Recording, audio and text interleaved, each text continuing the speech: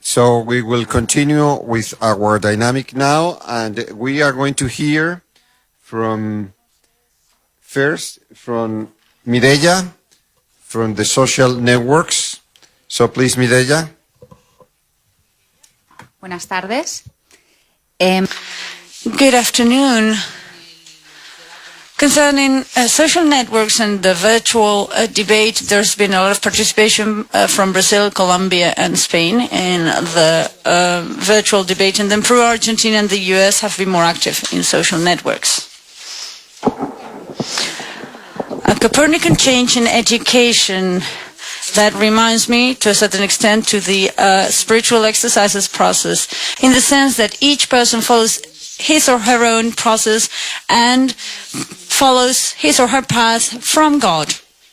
This is a comment made by somebody, a Jesuit, on the virtual debate, and they highlighted to the repetition of the synthesis, which has to do with the tension between change and identity. And they were questioning this. How can you, from an innate point of view, advance in the education for a competent person? And the responses to this question by some Jesuits has been the pedagogy that's been suggested is in line with the nation values, looking for education, mission open to the world. This is a more adequate means than medieval education. We must focus on collaborative, cooperative education, critical thinking, and creative thinking. And finally, also in the debate, there's been several questions put forward around fear and the issue of fear. There were comments such as, fear is a challenge that is always there when there's a change. And the question was, what can I do to move forward? Is the team aware of the need to change? Thanks a lot. And now we are going to open the microphones to the reflectors today. We have invited Jennifer Diaz from India and Brian Flannery from Ireland. So please, Jennifer. I would like to start with a quote of Father Messas. We have to dream another way of doing things, maybe new schools and old buildings, etc. So there was a strong emphasis on the need for change, which brings me to the first question. How do we do things in our schools? The way we do things, can we do things differently, like change the curriculum, methodologies, etc., informing men and women of competence? Mixed reactions were noted. Negative. The charismatic teachings vis-a-vis latest teachings of Howard Gardner. Several obstacles that had to be encountered to bring about change, be it the fear of bringing about change, the transition of students from cooperative learning or any new model of learning to the lecture method, that is when they join the big universities, the question of exams and certification with curriculum when the school follows a different or a new methodology. Why do we need change when our students produce good academic results? Challenges or impediments to change in terms of cost, infrastructure, etc. Training of leaders is necessary to implement change. These were some of the negative aspects that were discussed. The positive, there is a certain commonality in all the terminologies. The terminology used was the pedagogical market available, be it multiple intelligence, etc. One has to select based on the context. Methodological diversity is important in bringing about a change.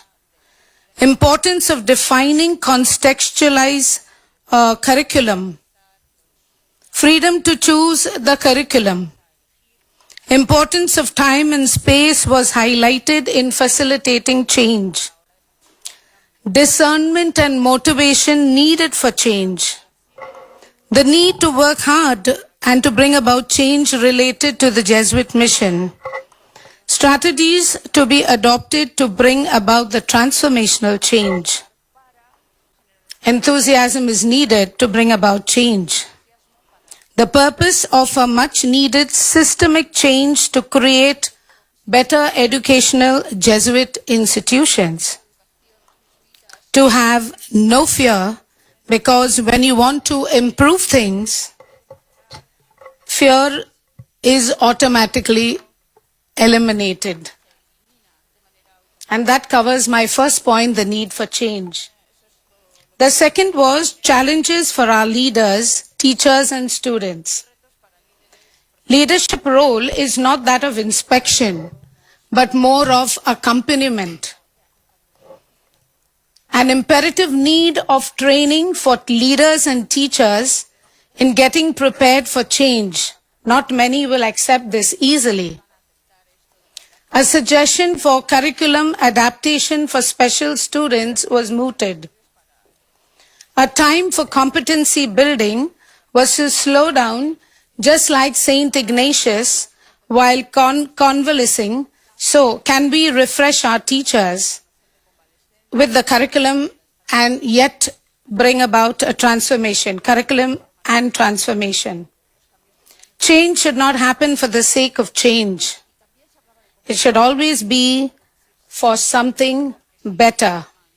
And I stress this, that is to serve the Jesuit mission. Thank you. Thank you, Jennifer. And now, Brian, please. Thank you very much. So good afternoon, everybody. We have been asked to reflect on the nature of the discussion that took place, but also to comment on the dynamic that we experienced. So I will comment on what I experienced as somebody sitting in the audience, listening to the discussion that took place. What I was really struck by was the energy and the excitement with which people engaged with the three speakers. It was a case of, wow, this is wonderful, this is wonderful. Challenging, of course, but essentially it was giving us a lot of energy, a lot of excitement. And I think that came for two reasons. Firstly, I think they brought the vibrancy, the creativity of schools, of children in the classrooms right into this conference room. We were reminded of the children that we're trying to serve and the kind of life that we want them to have, living life to the full. And they talked about the experiments that they had and how that was being enabled through their own efforts. So the excitement, the vibrancy of the work they were doing, we were touched by that. I think we were also touched by a sense of their heroism. And I think that's an Ignatian quality, Ignatian value. They were thinking big, thinking on a scale and with a quality that really is exciting.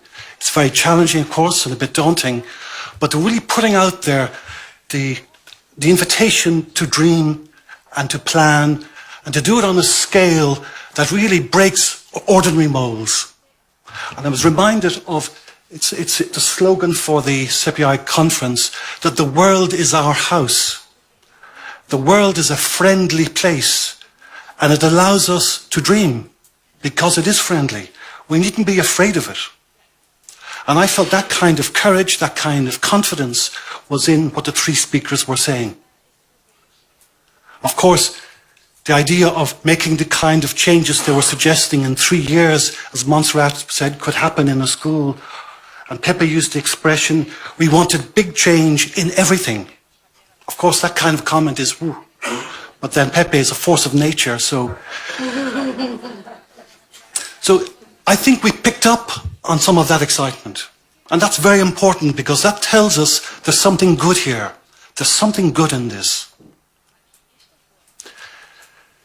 My second comment relates to a notion of success. And it comes back to a feeling of hesitation that we had. Although we were responding very positively, there was lots of questions about, well, but I can see people thinking in their minds, when I go back or when I think of my home school, the kind of challenges that I would experience. And straight away people were anticipating the kind of voices of resistance that might exist. And perhaps I'm speaking too much from my own context, or Western Europe, or North America, or Australia, I'm not sure.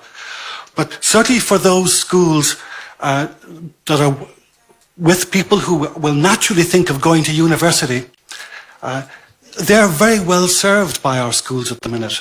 And I don't sense a need to change. And very often they're very happy with the status quo. Our schools provide a very effective pathway to prestigious universities and successful careers. So why change? So I think this question of success came up in a number of ways. And I think even if we were to judge ourselves by our current standards, we might ask ourselves, do our students and our alumni regard the world with awe? And that was the opening point that Montserrat was making. They want the children to look at the world with awe as a place where God lives. Do they have a lifelong curiosity and openness to learning, to people, to life? Do they savor in the Ignatian sense what they learn? Do they taste it? And lastly, do they really imbibe a sense of service that motivates them throughout their life, in their life choices, their lifestyles, and their career path? Are they really affected by the kind of education we are presently giving, even to the ones who are very successful? And perhaps the question might be, perhaps we do tame, we might bore them, but we may tame them as well. And we tame them to play the system, to play it to their advantage, such as they understand it. And in doing that, they probably sell themselves short and the worlds that they live in. Thank you. Thank you, Brian. Thank you to all of you. I think that we do have very good reflections here of what we have been doing. And these reflections help us to move forward and to go deeper. But that's what we are trying to do. So here we have what the reflectors invited us to do.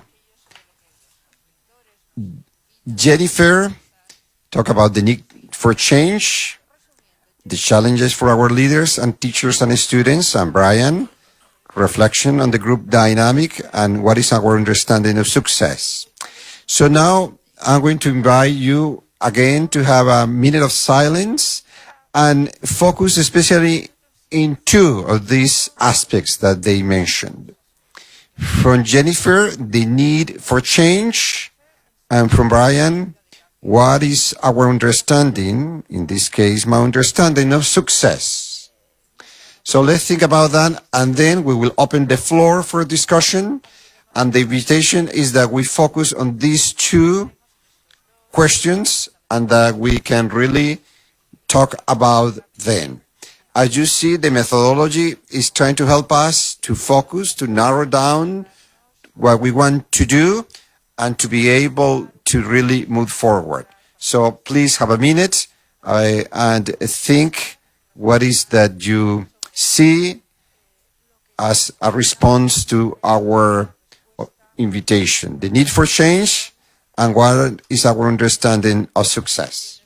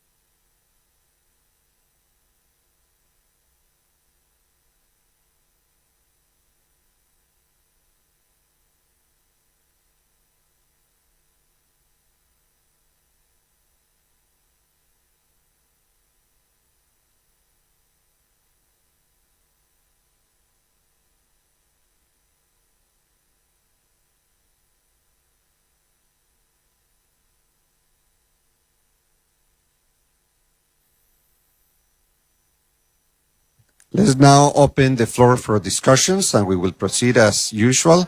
Just be aware, as Javier explained at the beginning, that we will finish this first part at the 15:45. So we have roughly half an hour for open discussion. So 1, 2, 3, 4 so far. 5 and 6.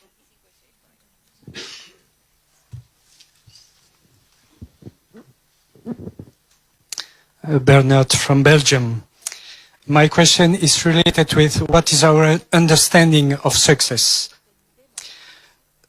My question is about the unquestioned use of the word competent. This word is coming from the economic, financial and technological sphere, and it may lead us and the pupils and the parents to confusion. In the economic world, to be competent means to be competitive, to be efficient. Two questions then. What then with those people who are not efficient and never will be? With handicapped people? What with our own poverty and our own radical incompetences? What with our vulnerability and the vulnerability of all human beings? Would the word intelligence in the biblical sense not be more appropriate? And the second question, how can we integrate the two standards meditation of the spiritual exercises, inviting us to choose the radical poverty as a way of life instead of richness or success? Thank you. Thank you. Number 2.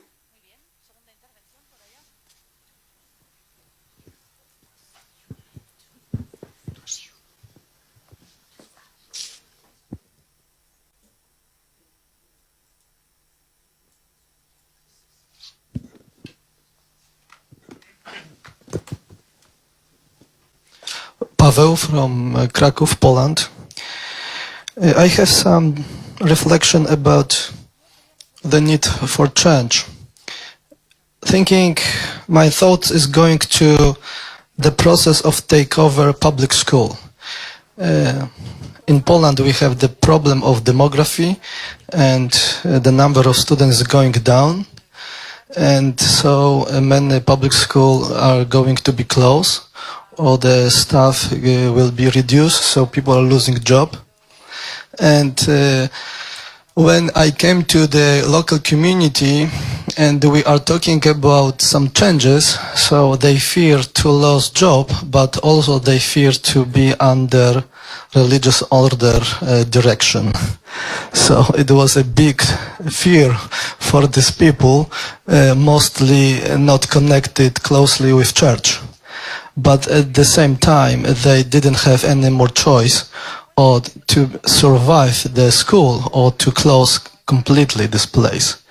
So when was the public debate between different candidates who will be able to run the school, the people choose us as the Jesuits.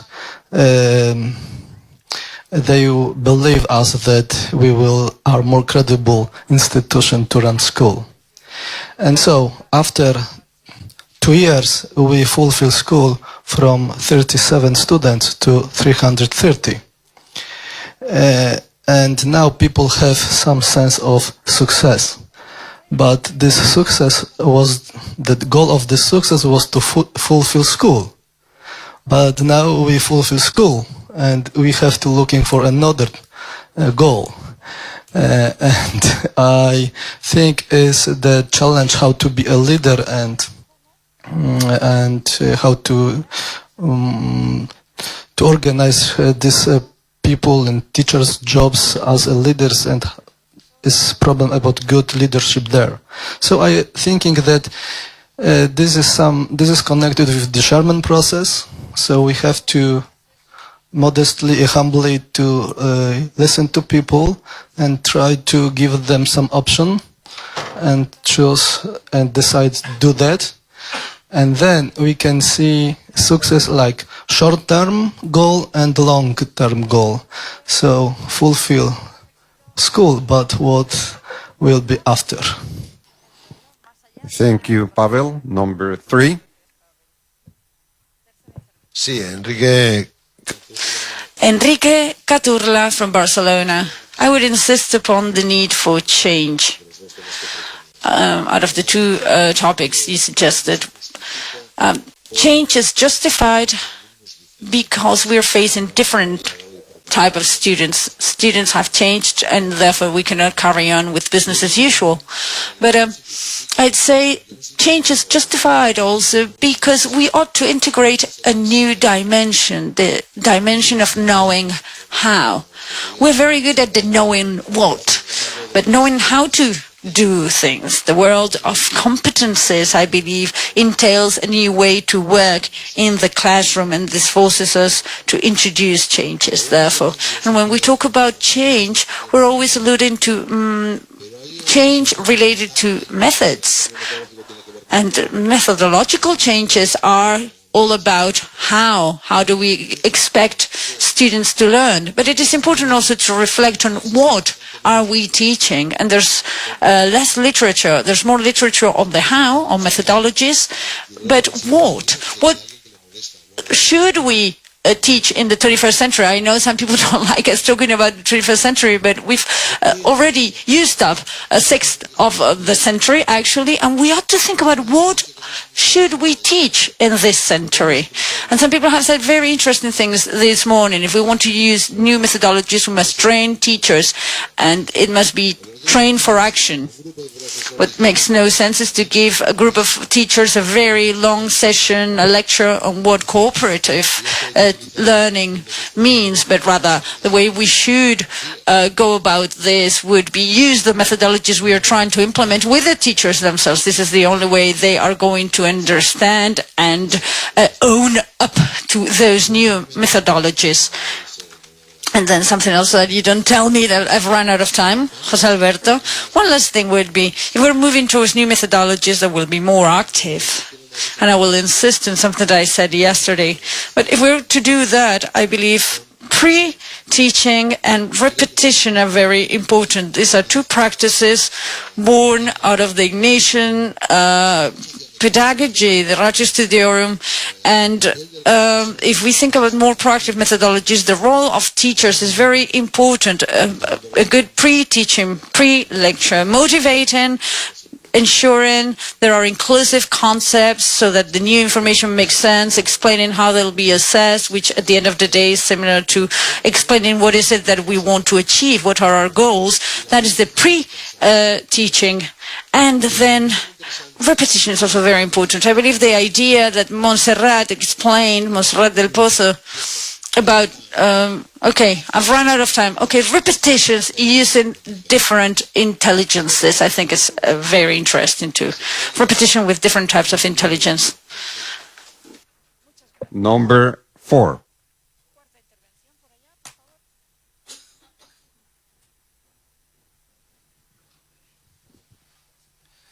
Jim Steger from the United States. I have an attempt at describing success or defining it. And it is that a student or students see and understand themselves as learners, and that they own that they are learners. This is not age, this could be very young students or more mature students. Secondly, that they have skills for this learning, and they can display and use those skills. Thirdly, thirdly, that this is for a purpose. That they see that learning and their skills for learning have a value, which we could say that means they're persons for others, because there's a defined, at least a general definition or description of purpose. That's to be at the care, greater worth, if you could say, for others. and that this is part of being a human being, that this being a learner and using that learning for others is richly human. And finally, that this is a gift of being human, that as gift it has a degree of freedom, an invitation, it has a spiritual component then. So all of that is part of this student success as a student. Thank you, Jim. Number 5.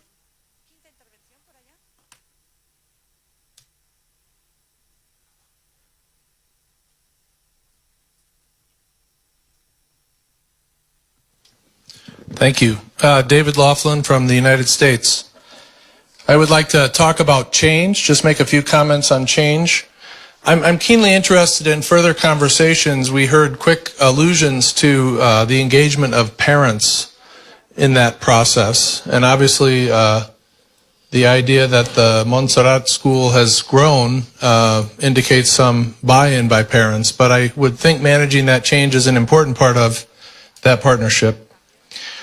Secondly, I want to make sure, just in my own listening, that I say sometimes I observe students in a rather traditional school that I'm in, and I think when we say they're tamed or they are compliant, I think that's a very assumptive statement. I think there are many students who thrive in our schools and who are eager and engaged, and many teachers doing dynamic things. And so my own reaction to is we're painting, in the call for change, we're painting students with a particular brush that I don't particularly see en masse in my own school.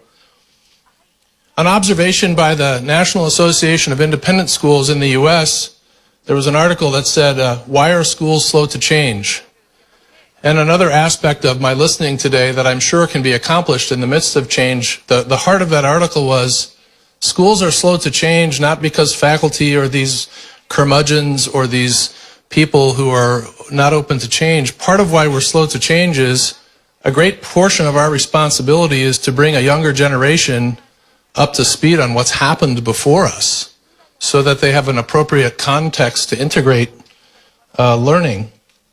And lastly, and I want none of my comments, I love what we've heard, and I'm championing this type of change at my own school, but I will say I've followed another piece of research by Collins and Herman out of Stanford University. Time. Okay, thank you. Thank you, David. Please, number 6. Sí, yo desearía hablar también. I would like to speak about success too. We have made the following reflection. If a 3-year-old boy or girl joins one of our schools this year, this person will be out in the society around about 2030. What's the world going to be like in 2030? Well, actually, we have no clue. But what we do know is that the key danger would be that we might be teaching this person for 2003, and when this person goes out into the world in 2030, there will be a 27-year gap. And this person might turn around and say, you lied to me, you prepared me for a world that does not exist. This is the danger. We have even given it a certain tag, a certain name to this. We call this a life failure. And we are beginning to see that there are students that finish university with very good grades, but are unable to be efficient, successful citizens in the 21st century because things are changing very quickly. They thought they would go to university, then they would find a job around the corner, they marry a beautiful, nice girl, they would get a very good pay, and their life would be solved forever. And yet the world they are faced with is very different. That doesn't exist. And sometimes we talk about how our students are successful, but we do not speak about how, perhaps because they are not as visible, but sometimes we don't speak enough about other students who are not successful because we haven't given them the necessary abilities and competencies for the 21st century or for the century that they'll have to live in, let me put it that way. And so this is also an important reflection with regards to success and our responsibility, which is to be thinking about how do we teach them with an open mind in the context of change, and for them to be prepared for the world they will live in. This is the first round. Before beginning the second round, let me say something to suggest just an idea, because we are talking about how can we really evaluate, assess, or indicate what kind of success, what kind of change, what kind of schools, what kind of methodologies we need. And of course, that's a discernment. And sometimes people use the idea that we need an Ignatian test on anything we try to do. And that Ignatian test is basically how this methodology, how this understanding of the school, or this way in which we arrange the school really serves our mission. That is, how this is going to help us to form men and women for others and with others. How this contribute to our mission of educating in faith, in justice, in caring for the environment, or for the forces. So, of course, anything we do implies also that we apply this Ignatian test to anything we try to do. So let's go for a second round. Number 1, number 2, 3, 4, 5, 6, 7. Let's see if we can. Number 1 here. Excuse me, here. Number 1. Francis Swami from India. I would like to look at the notion of success in the context of Jesuit excellence. For me, to judge the success of a person would mean how much a person has realized his own potential, his own capabilities. To the extent that person keeps on progressing, developing, realizing his self, for me that is called success.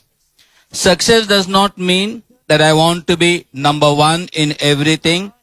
Success does not mean I compare myself with A or B or C or D. Whatever comparison that I need to do, I need to do it with myself, realizing what is the utmost capability, the gift that God has given me. Thank you, Francis. Number 2. Chris Hayes from Melbourne, Australia. About 20 years ago, a historian by the name of Greg Denning wrote a history of Xavier College, where I'm currently principal. And he said in it that a school faces a never-to-be-resolved contradiction. It must fulfill the expectancies of those it serves if it is to survive. It must change those expectancies if it is to be truly educational. So in other words, it's always in transition. We do have to have those very good results. We do have to have those successes in our social endeavours. But if we're going to be truly a Jesuit school, we need to change those expectancies to make sure that service for others, the promotion of faith, and that formation for influence are key and core to what we do. Thank you, Chris. Number 3. Well, I don't know si soy el 3, pero... I'm not so sure, number 3, but I have the mic. I'm Enrique from Barcelona, and I wanted to actually share on both questions with one reflection or one point that I want to make.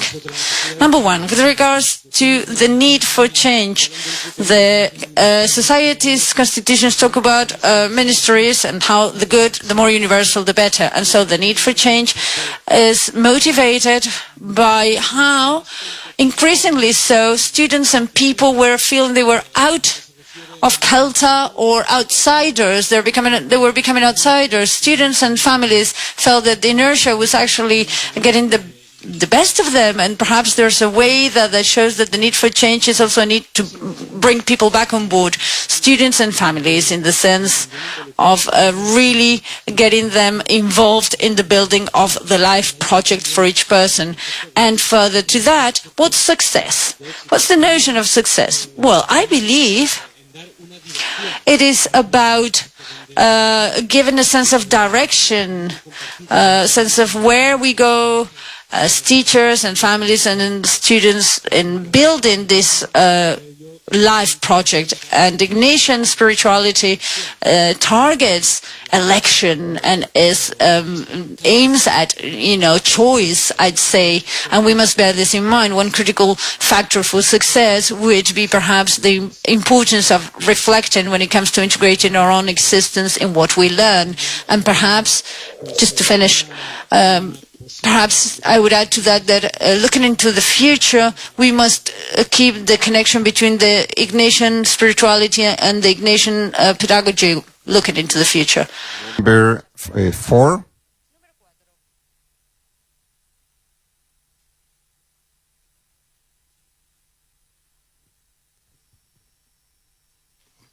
My name is Joe Aremoso from Zimbabwe. I just have 2 reflections on the 2 points there.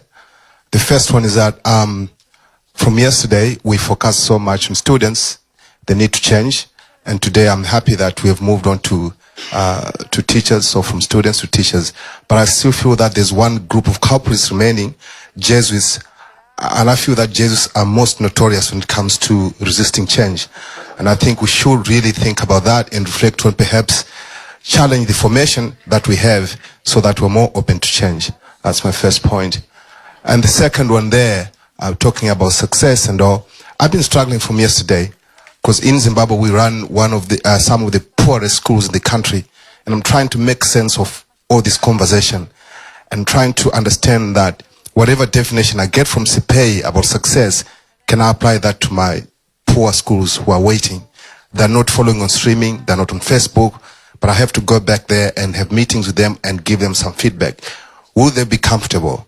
So I'm just saying to you, whatever conclusions we make on decisions in terms of defining success, can we step back and also think of the very poor schools that we run as Jesuits? And those poor schools, I believe, are in the same house as we are. The world is our house. Thank you. Thank you, Joe. Number 5. Ed Fassett from the United States.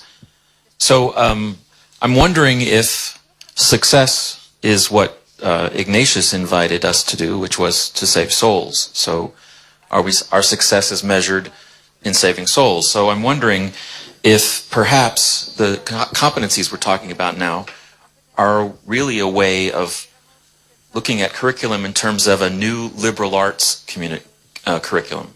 So, in other words, we're giving students the abilities to be free in that classic sense of liberal arts. And the freedom is their ability to make the choices they need to make in 2030, if that's really what we're talking about. So when we talk about competencies, we might be talking about what will make a person free now that will give them a competency in the future. I think the 2 standards is about freedom. I think the kingdom meditation is about freedom. So I think our curriculum is ultimately about freedom. Will our students be free when they leave us to make the right choices going forward? Thank you, Ed. Number 5. What I wanted to share is that I think... Excuse me, name? Ben Brest from Manila, Philippines. What I wanted to share is that I think a young person's definition of success is developmental. It changes.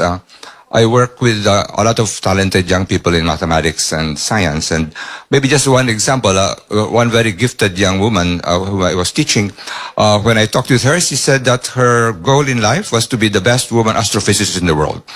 And to some degree, she achieved that. She did a PhD in astrophysics in Princeton, led a team that was the first to validate Einstein's relativity and the large, and got newspaper clippings in that. So that was her definition of success. But now she's come back to the Philippines, And she says, okay, I've done all of these things. What can I do to help the country, you know? So I work with her in that. We try to find a place where she can use, not astrophysics, obviously, where she can use her talent to work there. So success can change.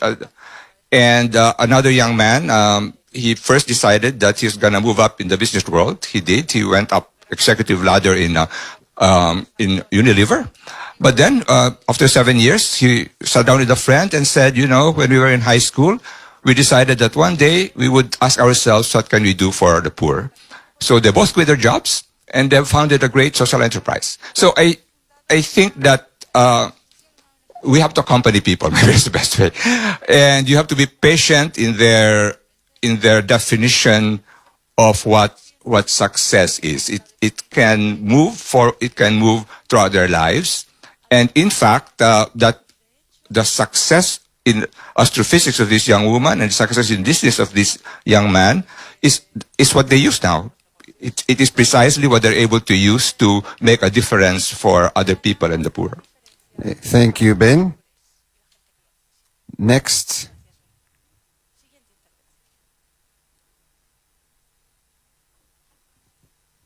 Carlos, Carlos, Theology School, Bilbao. Building on what Jose Alberto Mesa was saying this morning, I believe it is high time we apply discernment in the movement of spirits, and we relate this back to the notion of success. I would love to hear more about purity in intentions. My success or their success, in a sense, is it my frustrations we're talking about if I do not receive and I project them on others so that they receive? Or what is it that we're talking about? Let us remember that Ignatius in Manresa saw a being with many eyes that before the cross recognized definitively as temptation. Do you promise me 70 years of life? Let's not think about that. Let's think about the present. Is there any quality of life left? That quality of life that the Gospels talk about. And how do we measure it? Success. How can we measure that long term if we cannot measure it right here, right now? If we are unable to do that, forget about the future.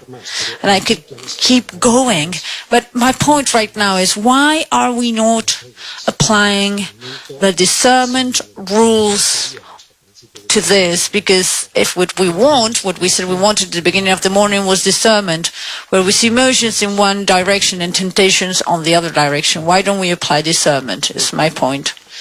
And we are now running out of time. I just want to stress finally that yes, discernment is what we try to do. We know that part of our tradition has always been to hold together things that seems to be contradictory, things that are in some ways are opposite to each other. That's part of our tradition. And that is why some people always thought that Ignatius was crazy. And so there is some kind of craziness in what we try to do. We need to keep that in mind.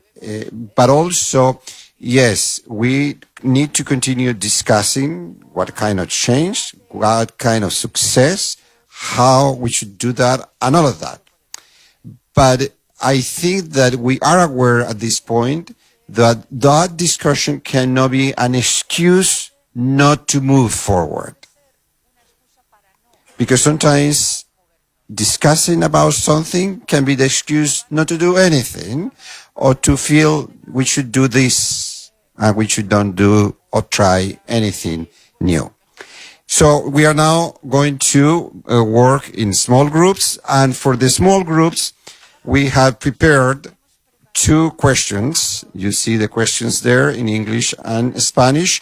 And you will receive those questions when you leave the room, and the groups will meet in the same place. And so we ask the groups to decide to address one of the questions. You can decide which one you want to address, And then, as Javier told us, we will be back here at 17 hours, 5 p.m. We will be here.